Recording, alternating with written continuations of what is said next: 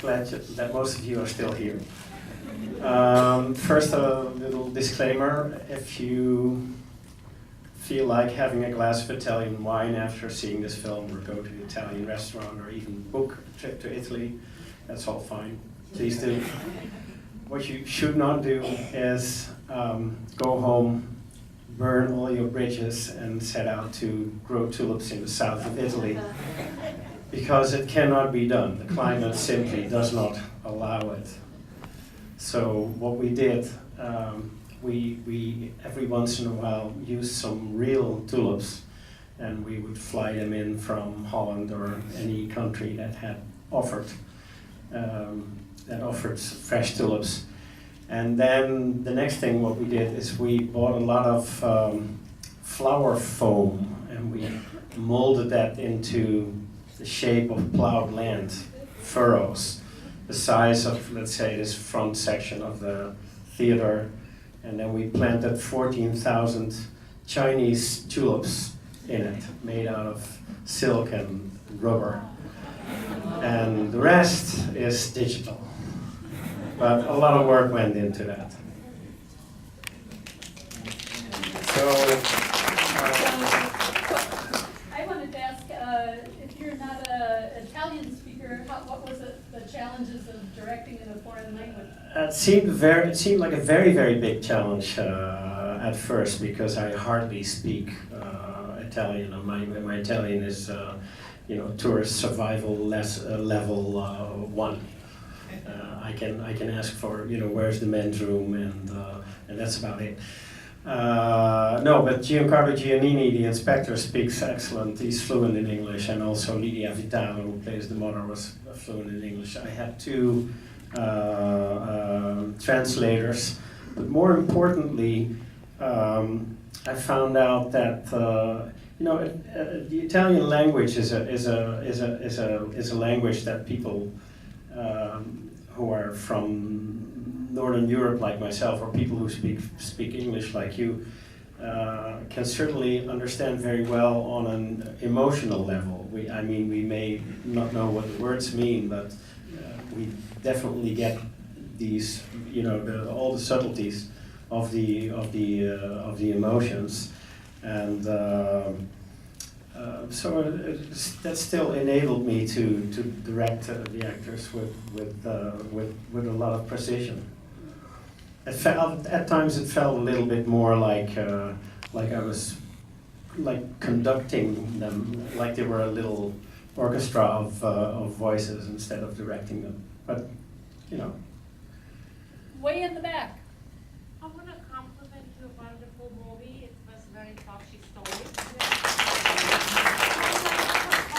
Since I'm Lithuanian, I see so many Lithuanian names on the cast. How can you? Yes. What the hell has this film to do? How come? What about all the Lithuanians? That's a very good question.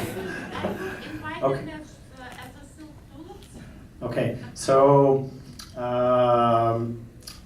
Part of the plot is the big flood that we had in the Netherlands in 1953. That was a big national disaster, and I initially wanted to restage that event, in a huge lake in the middle of the Netherlands. But then we found out that Lithuania offered similar conditions that were much more favorable logistically. It was much more easier to do there.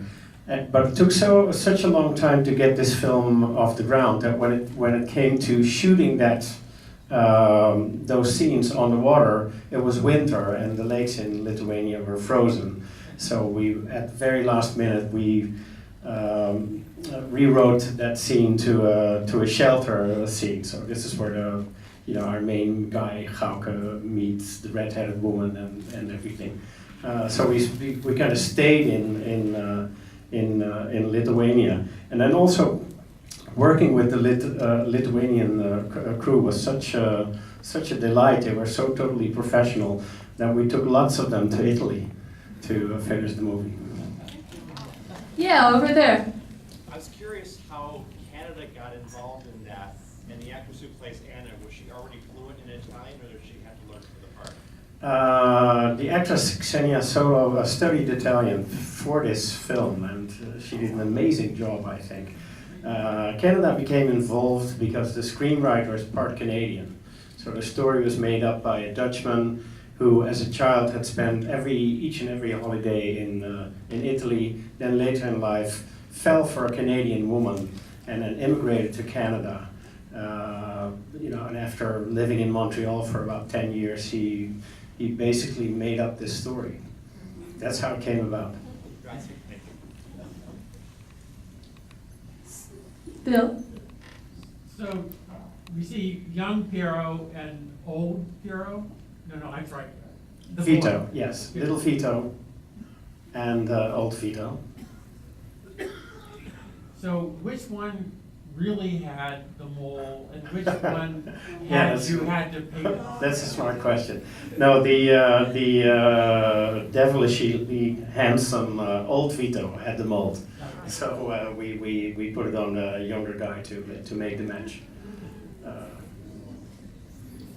So I know your work from your Oscar-winning character, which was such a serious, dark movie, and then you've been here before with a dark comedy, and now this is a kind of silly comedy. What's next for you? I desperately want to go back to darkness and cold, sinister. Yes, I hope to be back with something really heavy.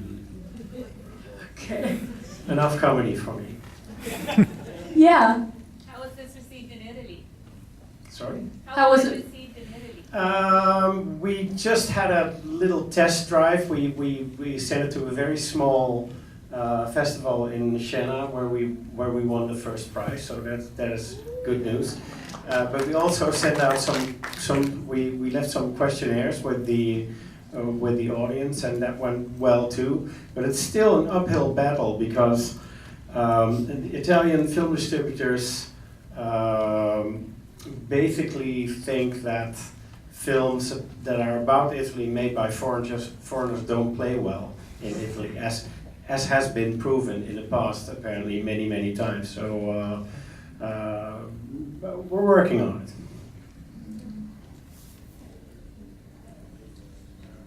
And do you have some things underway right now, some things you're writing? And No, I have nothing yet. I'm not one of those directors who has, a desk drawer full of ideas. So if anyone has a great story here, please pitch it to me or send me an email. No more comedies. well, we have another screening of this tomorrow. If you enjoyed it, please tell your friends and please turn in your ballots. Thank you. Thank you. Thanks for coming.